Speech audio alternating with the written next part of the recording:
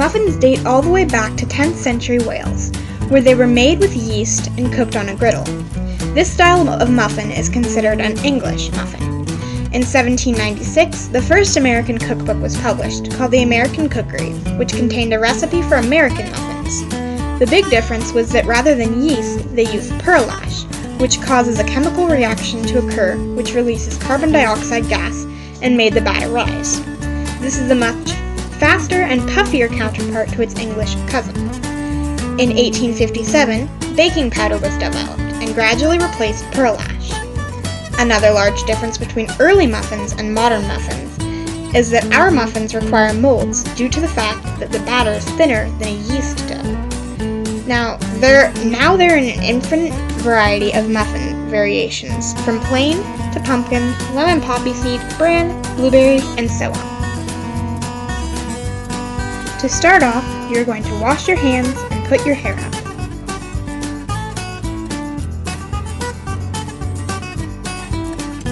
Next, you will gather your ingredients. You will need 1 tablespoon baking powder, 2 cups flour, 1/2 teaspoon salt, a 1/2 cup sugar, 2/3 cup milk, 1/3 cup oil, 1 egg, and extra toppings. For equipment, you will need a liquid measuring cup, a small bowl, a medium or large bowl, muffin pan, oil, spatula, whisk, and measuring cups and spoons. Now that you are all set up, you will want to turn your oven on to 400 degrees to preheat it. If you have a convection setting, now would be the time to use it, as convection has a circulating heat rather than heat just from the sides or bottom, which will make more even cooking. Next, you will want to either spray or oil your pans to make sure that the muffins do not stick. In your large bowl, you are going to combine your dry ingredients. This includes your baking powder, salt, and flour. In this case, I used a combination of white and wheat flour, but you can use whatever you prefer. Next, you are going to whisk together all of your dry ingredients. It is important that you whisk these together because you do not want to end up with a lump of baking powder in your muffin. In your small bowl, you will combine all of your wet ingredients. This includes your milk, oil, egg, and sugar.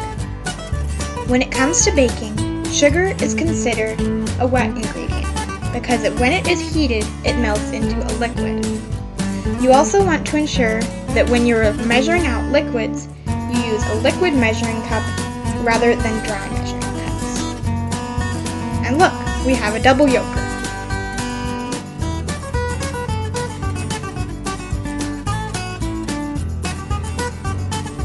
You want to whisk this all up so that you don't get any chunks of egg.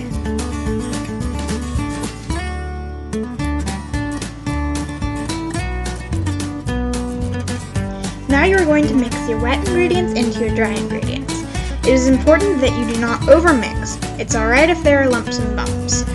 If you overmix, it will be a really tough, glutinous muffin, which is just not something that anyone wants to eat.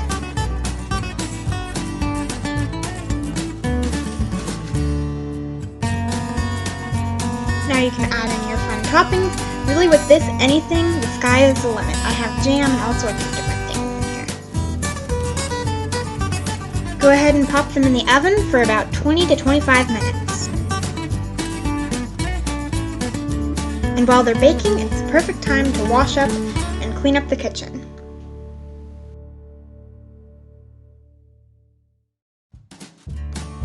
And now the timer has beeped, and you can take them out and see if they're done.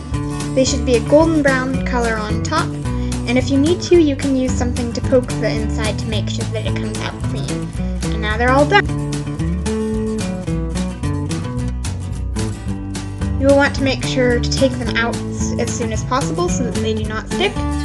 Voila! There are your muffins.